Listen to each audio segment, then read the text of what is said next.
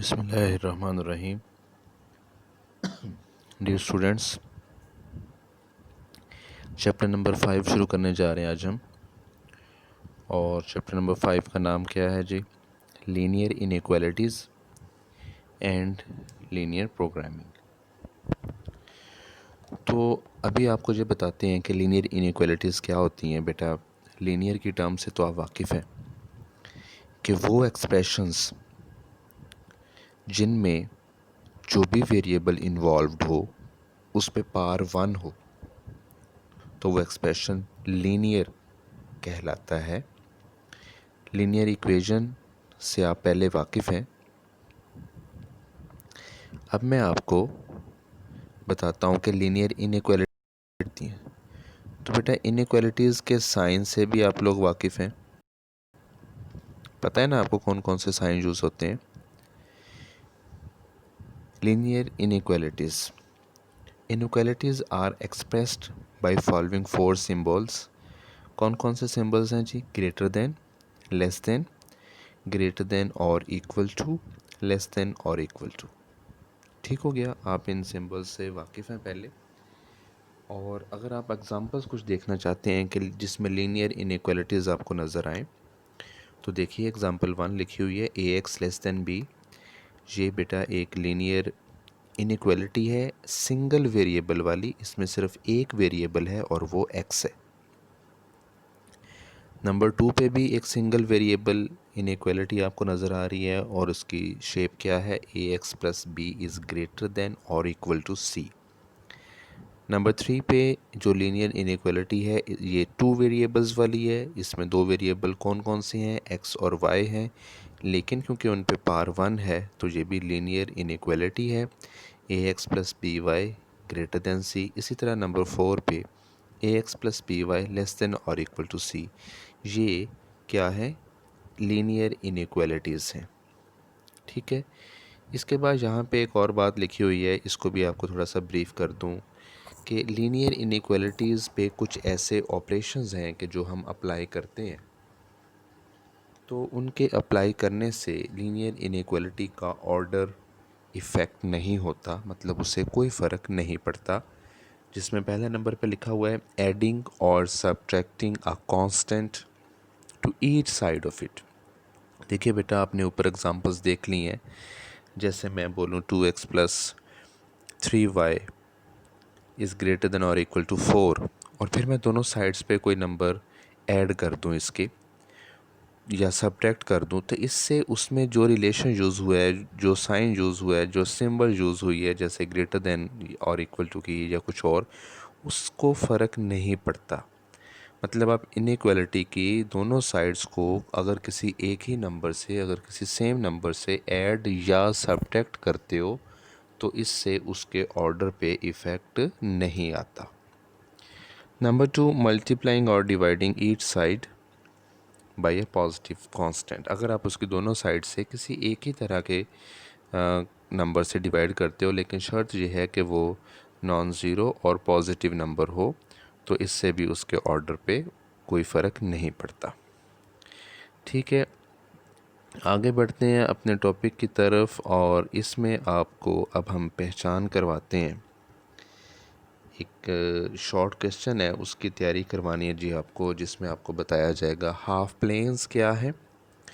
तो यहाँ पे रीडिंग करते हैं। हमारा topic 5.2.1 graphic of a linear inequality in two variables. Generally a linear inequality in two variables x and y can be one of the following forms। ये forms देख लीजिए बेटा, यही फॉर्म्स आपकी एक्सरसाइज के क्वेश्चंस हैं।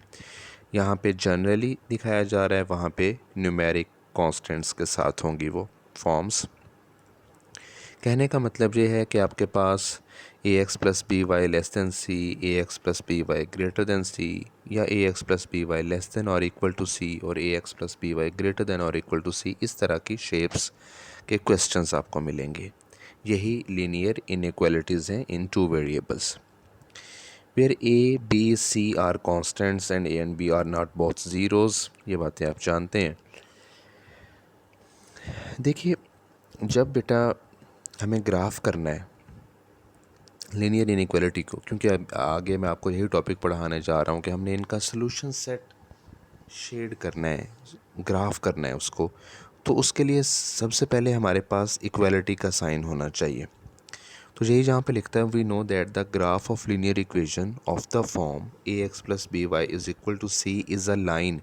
कहता है कि हम ये बात जानते हैं, और आप भी बेटा जी जान जाएंगे। आप अपने हाथों से जब ये काम करेंगे तो आपको बिल्कुल अंदाज़ा हो जाएगा। याद रख लीजिए, a x plus B y is equal to c, आप जानते हो कि ये जनरल फॉर्म है लीनियर इक्वेशन की। इसका ग्राफ बेटा हमेशा से स्ट्रेट लाइन होता है। लीनियर इक्वेशन का ग्राफ हमेशा स्ट्रेट लाइन होता है, इसीलिए हम इसे इक्वेशन ऑफ स्ट्रेट लाइन भी कहते हैं, या सिंपली स्ट्रेट लाइन भी कहते हैं। ठीक है, अब ये क्या करता है, जब हम इसे ग्राफ पेपर पे प्लॉट करते हैं, बनाते हैं, तो एक लाइन जो हासिल होती है, जैसे मैंने कहा वो स्ट्रेट लाइन होती है, वो हमारी प्लेन को दो मुख्तलिफ रीजन्स में डिवाइड कर देती है।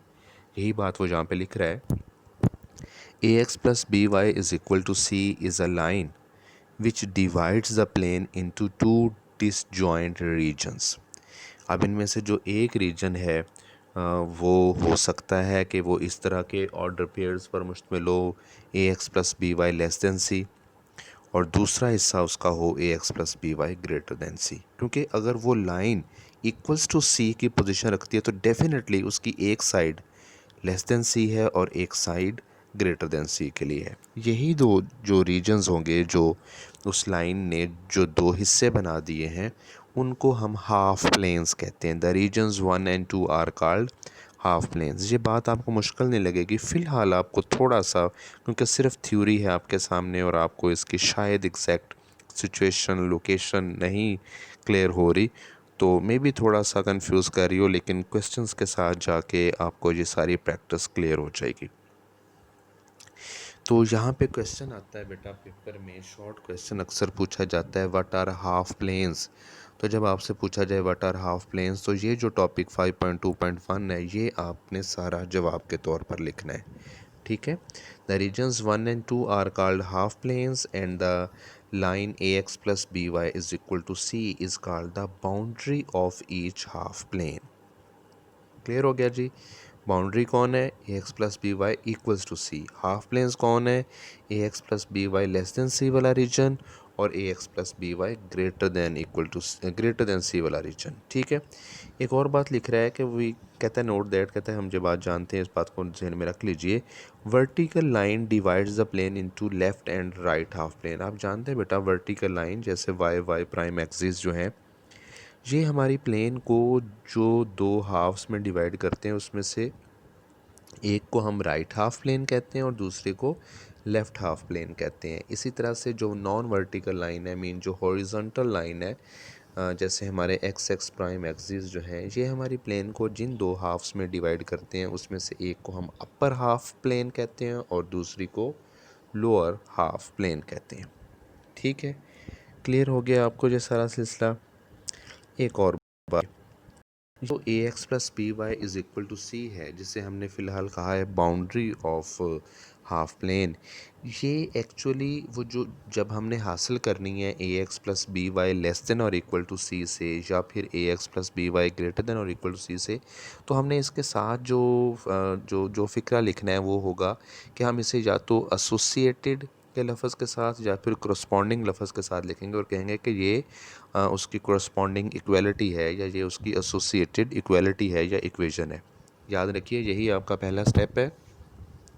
जब आपको कोई लीनियर इनइक्वालिटी ग्राफ करने के लिए दी जाएगी, तो आपने सबसे पहले उसमें से उसकी करस्पॉन्डिंग इक्वलिटी बनानी है, करस्पॉन्डिंग इक्वेशन बनानी है, फिर आप आगे काम कर पाएंगे, फिर ही आप उसे ग्राफ कर पाएंगे।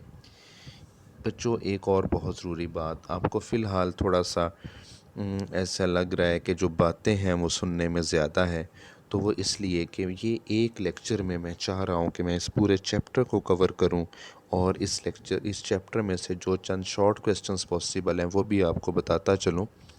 तो थोड़ा सा इसमें तवज्जो रखिए, और आगे जो आपको बातें बताई जाएंगी बहुत तवज्जो से ये सारी वीडियो देखिए, ताकि आपको ये पूरा चैप्टर तैयार हो जाए। फिर सिर्फ कसर इस बात की रह जाएगी कि आप हर पार्ट को खुद से अपने हाथों से गुजारेंगे और ये तैयार हो जाएगा। तो एक और शॉर्ट क्वेश्चन पेपर में आ जाता है, बच्चे पूरा चैप्टर तैयार किए बैठे होते हैं लेकिन अक्सर देखने में ये आता है कि इसका जवाब नहीं लिख पाते क्योंकि वो इस बात पे ध्यान ही नहीं देते। पेपर में क्वेश्चन वो करता है जी, what is the procedure for graphing a linear inequality in two variables. कहता है कि जो दो वेरिएबल वाली लीनियर इक्वेशंस को, लीनियर इनइक्वालिटीज़ को आप ग्राफ करते हो उसका प्रोसीजर लिखते। अब बच्चों को काम करना आता है लेकिन उसके लिए अल्फाज नहीं है। तो बेटा ये जो 2 पॉइंट्स लिखे हुए हैं यही जवाब है इस शॉर्ट क्वेश्चन का। आप इन्हें ज़रूर याद रखिए। मैं इसे एक बार पढ़ के और फिर इसकी सारी तफसील आपको समझाता हूँ। देखिए, the corresponding equation of the inequality is first graphed by using dashes if the inequality involves the symbols greater than or less than, and a solid line is drawn if the inequality involves the symbols greater than equal to और less than और equal to. अब इस बात को मैं समझाता हूँ ये क्या कहना चाह रहा है। देखिए, दो शक्लें हैं। मैं आपको कोई एग्जांपल दिखाता हूँ बेटा। यहाँ पे ये वाली एग्जांपल 1 देखिए। इसमें जो रकम में आपको इनइक्वालिटी मिली है उसमें इक्वल का साइन नहीं है, यानी कि जहाँ लिखा हुआ है x + 2y is less than 6। अब सबसे पहले स्टेप में हमने इसकी एक मिनट ज़रा मैं इसको हाईलाइट करना चाह रहा हूँ। ये इस इनइक्वालिटी की बात हो रही है। हमने इसकी करस्पॉन्डिंग इक्वालिटी तो ले ली, लेकिन बच्चे कहते हैं सर इक्वल का साइन रकम में था ही नहीं, तो आपने कहाँ से लगा लिया। बेटा ये लगाना तो ज़रूरी है, करस्पॉन्डिंग इक्वालिटी तो लेनी है। अब फिर इसका हल ये है कि जब आप इसे ग्राफ पेपर पे लाएं ना, ज़रा गौर कीजिए इस एरो की तरफ। जब आप इसे ग्राफ पेपर पे लाओगे तो आप इसके लिए डैशेस, डॉटेड लाइन यूज़ करोगे। आप इस क्वेश्चन में ग्राफ पेपर पे इस लाइन का वजूद ज़ाहिर करने के लिए सॉलिड लाइन नहीं लगा सकते, आप डॉट्स, डैशेस का इस्तेमाल करेंगे। ये आपको बात समझाई जा रही है, ठीक है। अब इसके अलावा अगर आपके पास किसी क्वेश्चन में किसी और क्वेश्चन की तरफ चलते हैं, जैसे ये वाला, चलें जी किस क्वेश्चन की बात कर लें, यहाँ इसकी बात कर लें जी। ये देखिए एक्स, यहाँ पे इक्वल्स के साइन भी हैं, तो आप यहाँ पे देखिए सॉलिड लाइंस लगी हुई हैं। तो यही बात मैं आपको पहला जो पॉइंट समझाना चाह रहा हूँ बच्चों, प्रोसीजर जो होता है उसमें आपने ये पहले पॉइंट पे ये लिखना है कि अगर आपकी इनइक्वालिटी में सिर्फ ग्रेटर देन या लेस देन का साइन है तो आप डैशेस का इस्तेमाल करेंगे, और सॉलिड लाइन उस वक़्त लगाएंगे जब आपके पास इक्वल का ऑप्शन भी होगा। मीन आपके पास वो जो इनइक्वालिटीज़ हैं उनमें ग्रेटर देन और इक्वल टू या फिर लेस देन और इक्वल टू के सिम्बल्स मौजूद होंगे, ठीक है। ये सबसे पहला पॉइंट है, इसको लिखना इन अल्फाज के साथ सीख लीजिए। नंबर 2, मेजर स्टेप आगे चल के आता है टेस्टिंग पॉइंट, जिससे हमें ये पता चलता है कि जो हमारा शेडेड रीजन है वो हमारी मीन जो हमारी हाफ प्लेन है वो कौन सी साइड है उस बाउंड्री लाइन के। तो ये भी आप, ये दोनों पॉइंट्स आपको याद होने चाहिए। बाकी अब आपको यही काम जो है वो क्वेश्चंस के साथ करके दिखाते हैं, जिससे आपको ये सारी बातें समझ में आ जाएंगी। तो यहाँ मैं आपके लिए कोई क्वेश्चन डिसाइड करता हूँ। मेरी कोशिश ये है बेटा कि किसी एक क्वेश्चन के साथ, क्योंकि ये सारा काम ना एक ही तरह का है, इस पूरे चैप्टर का अगर आप कोई एक क्वेश्चन ध्यान से समझ लेंगे तो उससे क्या होगा कि आपको ओवरऑल हर क्वेश्चन करने की प्रैक्टिस हो जाएगी। यहाँ पे ये एग्ज़ाम्पल देखिए 5.3 एक्सरसाइज की एक एग्ज़ाम्पल है। ये अभी मैं आपके साथ जो है वो डिस्कस करूँगा। ये पेज 243 पे होगी आपकी बुक्स के।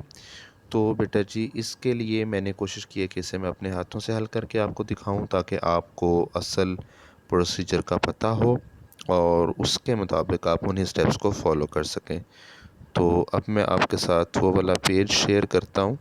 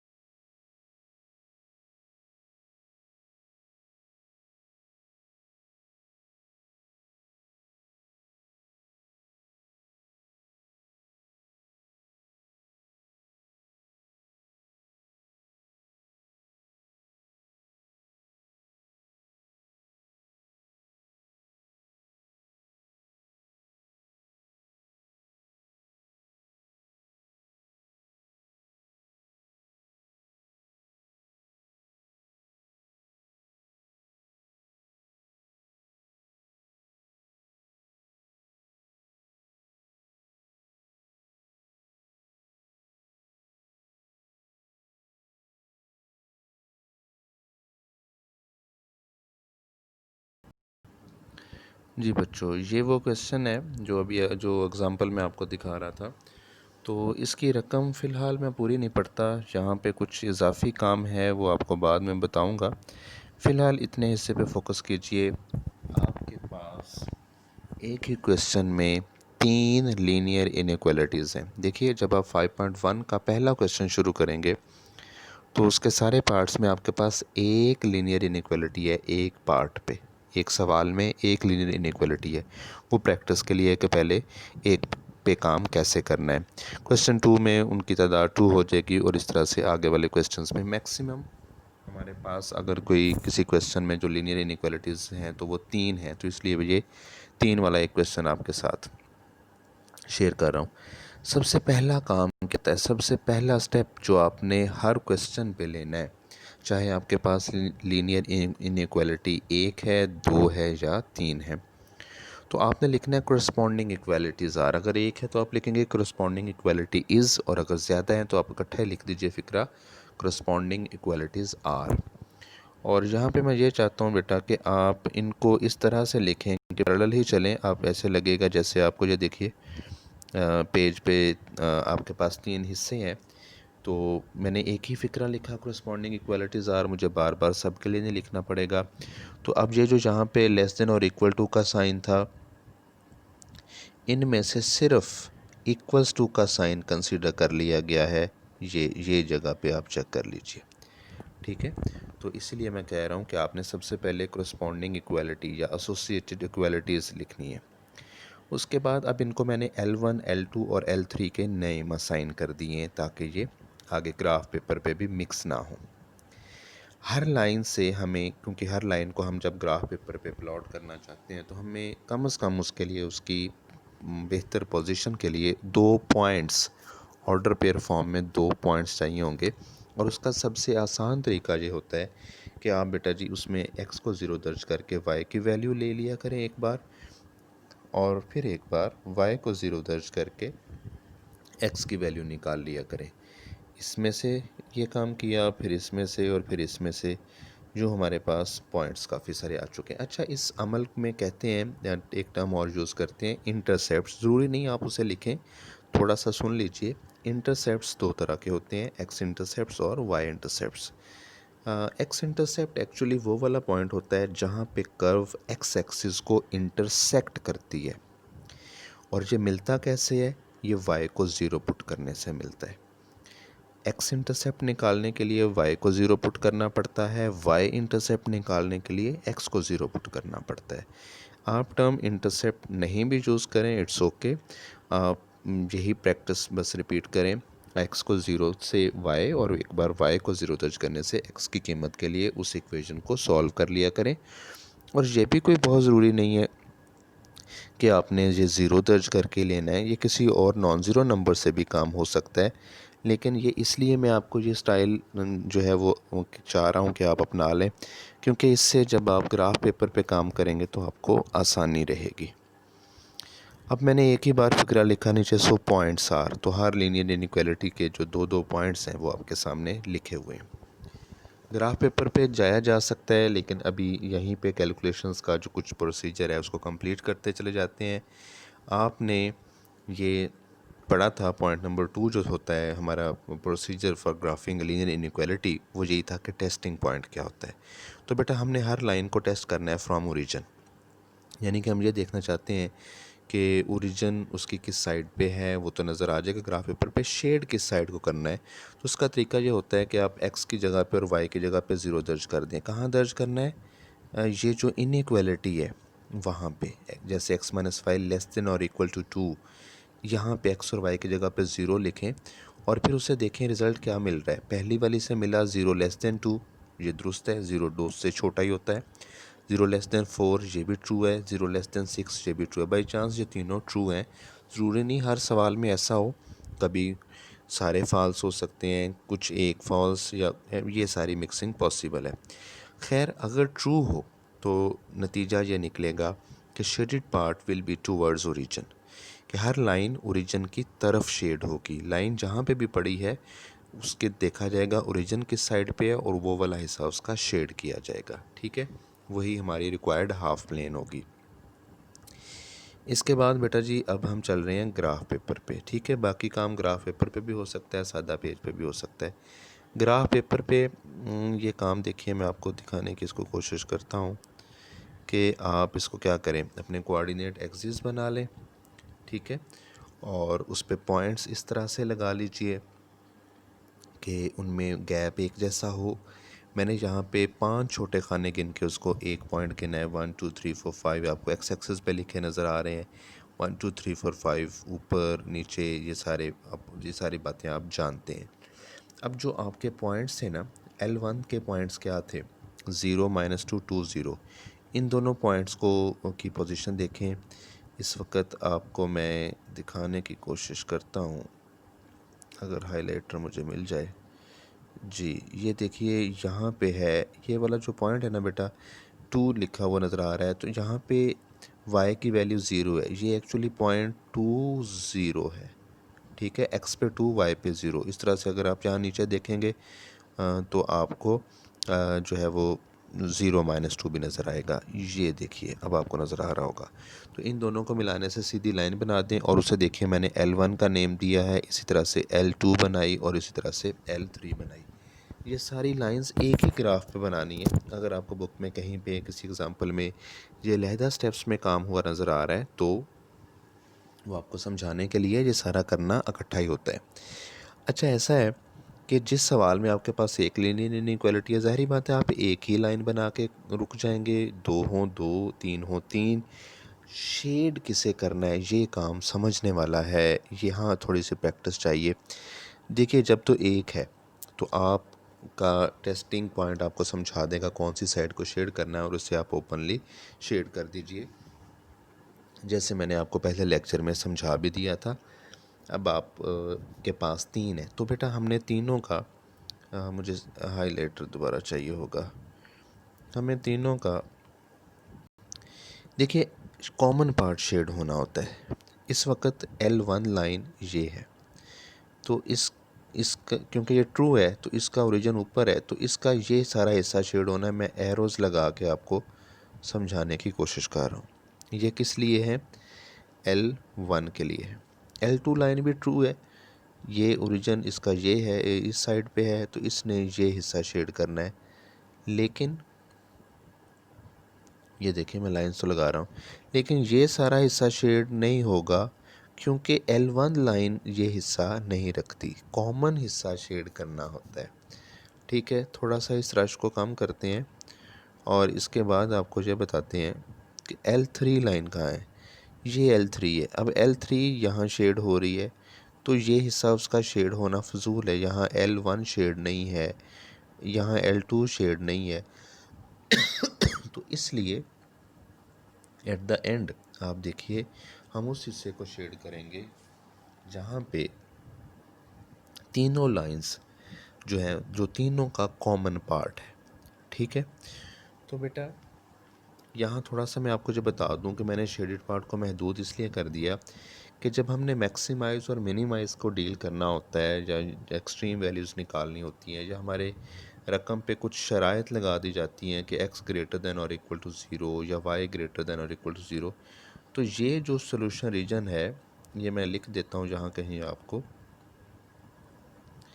ये जो सोल्यूशन रीजन है यहाँ पे ये शर्त है कि x की वैल्यू ग्रेटर दैन और इक्वल टू ज़ीरो और y भी ग्रेटर दैन और इक्वल टू ज़ीरो। ऐसे रीजन को फिजिबल रीजन कहते हैं।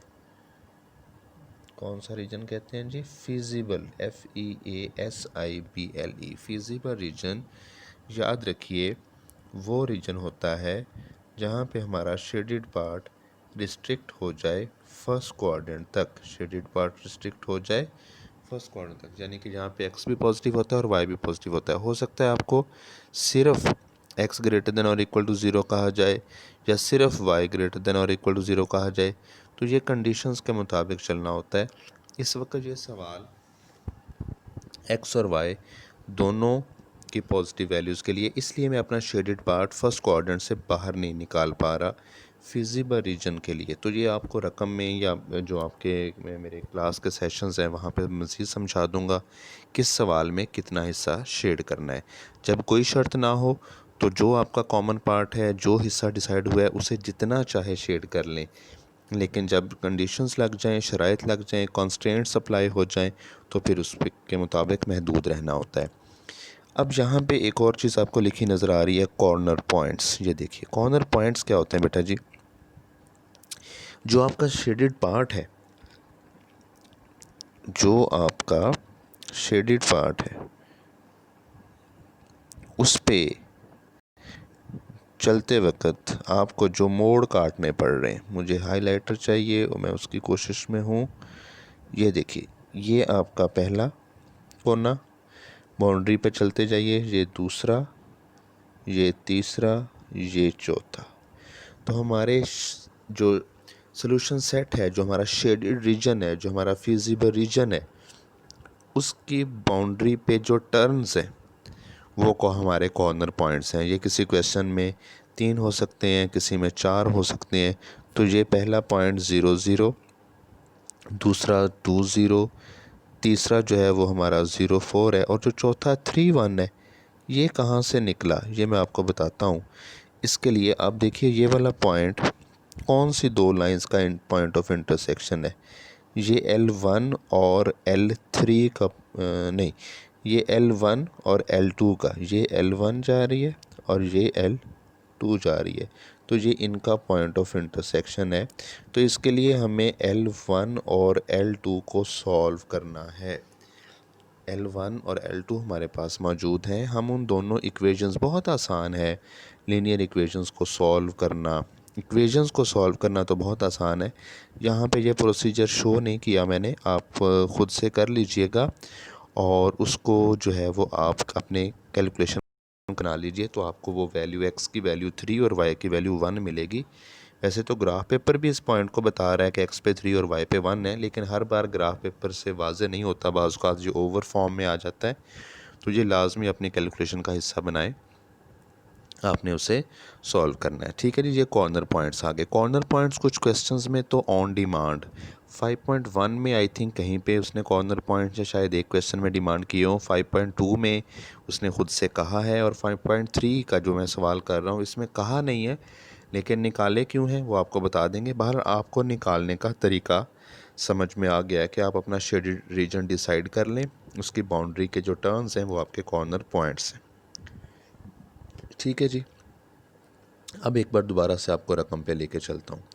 देखिए, रकम में ये कहा गया था कि find the extreme values of the function. ये जो फंक्शन है जिसे अभी तक मैंने कैलकुलेशन में बल्कि डिस्कशन में यूज़ ही नहीं, इसके बारे में कहा जा रहा है कि इसकी एक्सट्रीम वैल्यूज़ निकालें, मतलब मिनिमम भी और मैक्सिमम वैल्यू भी। ये बेटा 5.3 का हिस्सा है और ये लीनियर प्रोग्रामिंग है। और इसके बारे में आपको बताता हूँ कि लीनियर प्रोग्रामिंग का एक थ्योरम हमें ये स्टेट करता है कि जो मैक्सिमम वैल्यू है किसी फंक्शन की, वो उसके फिजिबल रीजन के कॉर्नर पॉइंट्स पे होती है। और ऐसा फंक्शन जिसे मैक्सिमाइज या मिनिमाइज़ करने को कहा जाए, इसे ऑब्जेक्टिव फंक्शन भी कहते हैं। ये बुक पे डेफिनेशन लिखी हुई है, मैं आपको क्लास में समझा दूंगा। ठीक है।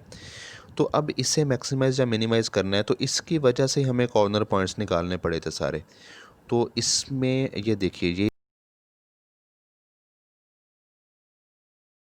ये वही वाला है 2x + 3y। इसे एंड पे आपने कैलकुलेशन में शामिल करना है। जितने आपके कॉर्नर पॉइंट्स हैं वो सारे इसमें बारी बारी x और y की जगह पे दर्ज करने हैं, उसको हल करना है। जो आपके जवाब आएंगे उनमें से जो सबसे छोटा जवाब है वो उस फंक्शन की मिनिमम वैल्यू है, और जो सबसे बड़ा जवाब है वो उसकी मैक्सिमम वैल्यू है, और ये दोनों एक्सट्रीम वैल्यूज़ कहलाएंगे। ठीक है। तो ये ओवरऑल प्रोसीजर है। आप लोग कोशिश कीजिए इस प्रैक्टिस को जो है वो बार बार अपने हाथों से ये करें। ये काम आपने ग्राफ कॉपीज़ पे करना है, और आप अभी सिर्फ 5.1 से शुरू करें इस सिलसिले को। जिस जिस पार्ट पे जो प्रॉब्लम आए वो आप मेरे से समझ लीजिएगा, जो आपका जूम ऐप का क्लास सेशन है उसमें। ठीक है। कोई मसला हो तो मुझे ज़रूर बताइएगा। बहुत शुक्रिया जी। अल्लाह हाफिज़।